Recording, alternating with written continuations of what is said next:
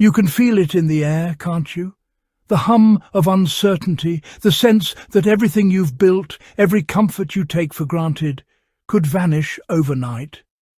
Imagine walking through your pantry tomorrow, your shelves half empty, and the world outside spiralling into chaos.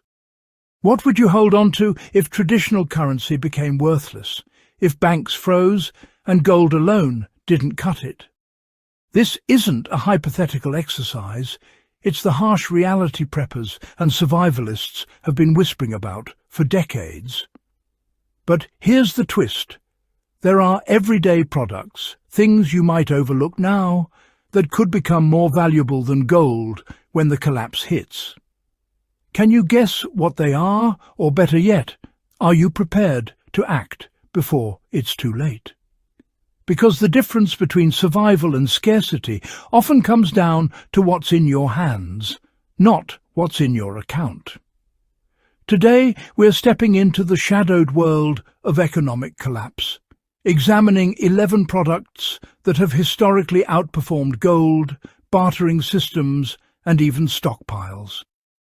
By the end, you'll not only know what to prioritize, but understand why these items hold power when the structures of modern life crumble around you. The question is simple. Will you be ready, or will you scramble like everyone else? The stakes are higher than most people realize. When the supply chains break, trucks stop rolling, and shelves sit empty, money becomes a fragile promise, a relic of convenience. People forget that in crises, value isn't assigned by banks or markets. It's earned by utility, longevity, and necessity. In past economic collapses, whether during hyperinflation in Weimar Germany or rationing in wartime cities, ordinary goods turned into lifelines. Soap, candles, preserved food, even certain medical supplies suddenly became priceless. Imagine facing a long winter with no electricity or heat. Paper money offers nothing against frostbite. Gold may hold intrinsic value, but it doesn't feed you, doesn't clean wounds, doesn't keep your family warm or your home lighted. The difference between chaos and survival is knowing what to hold, what to trade, and what will keep you functioning when every modern system collapses. You have to think like a survival economist. What items retain immediate, practical value even when society's metrics fail?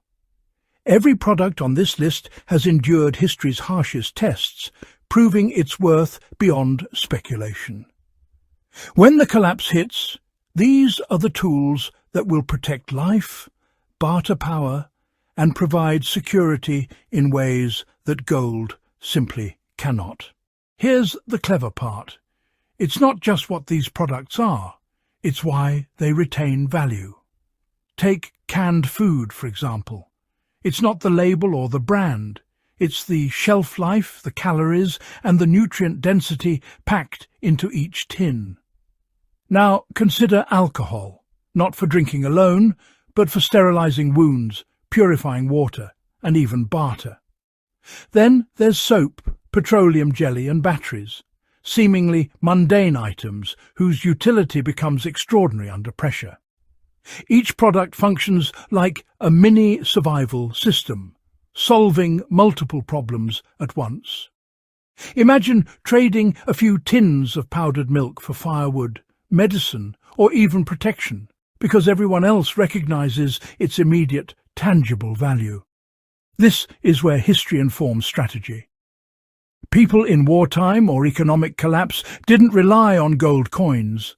They stockpiled what would keep them alive and functioning. The method is simple. Identify items that solve real problems, last through chaos, and can be traded with confidence. It's not magic, it's practical foresight. When modern conveniences vanish, these 11 products become your leverage, your lifeline, your currency. You have to see them not as groceries or supplies, but as portable, tradable power, each one multiplying your survival chances exponentially. This is where preparation becomes action.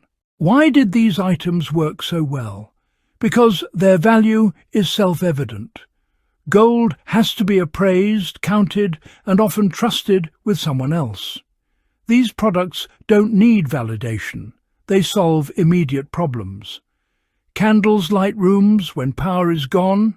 Batteries power radios that broadcast life-saving news. Water purification tablets keep sickness at bay. Each one operates independently of societal trust, regulations, or credit systems. The logic is almost elegant in its simplicity. When basic needs dominate, scarcity assigns value according to utility, not speculation. History confirms it. Communities that hoarded practical items fared better, bartered successfully, and even maintained stability longer than those relying on currency alone. This is where you start to realize that survival economics is both ancient and brutally modern. It rewards foresight, practicality, and adaptability. Every product on this list has a hidden multiplier. A can of food feeds, a bar of soap prevents disease, a flashlight ensures security. Collectively, they form a network of resilience, one that can sustain life when conventional systems fail. This is why understanding their worth isn't optional. It's essential for anyone serious about navigating collapse with confidence and foresight. Yet, surprisingly, these survival staples fell out of mainstream consciousness. After wars ended, economies stabilized and convenience returned, most people forgot the lessons of scarcity. Supermarkets made food abundant, credit cards made transactions seamless, and gold returned to its role as a speculative asset rather than a life-sustaining tool. The very items that had been critical during shortages became everyday commodities, ignored until another crisis flared. The knowledge of their true power became hidden in old journals, whispered in prepper circles, or recorded only in history books. This disappearance isn't mysterious, it's human nature. When abundance returns, urgency fades. You forget the cold winters without heat, the rationed meals, the empty shelves.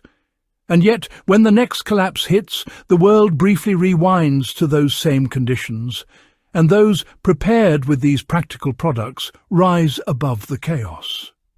The people who succeed are those who remembered, who acted, and who stockpiled items whose worth cannot be artificially created or destroyed.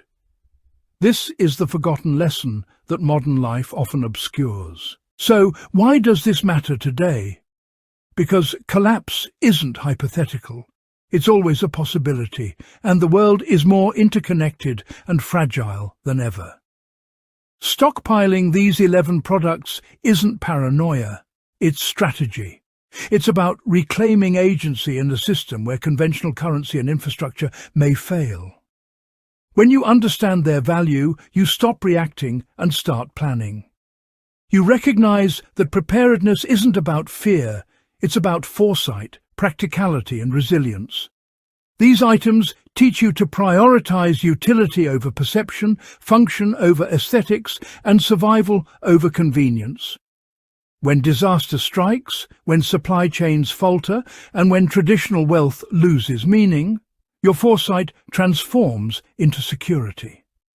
Imagine walking into a world in chaos, yet your family has warmth, nutrition, light, and clean water, all because you recognized the hidden currency history has quietly endorsed. The takeaway is clear.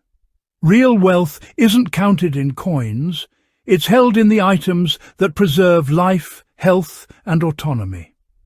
If you take one thing from this journey, let it be this.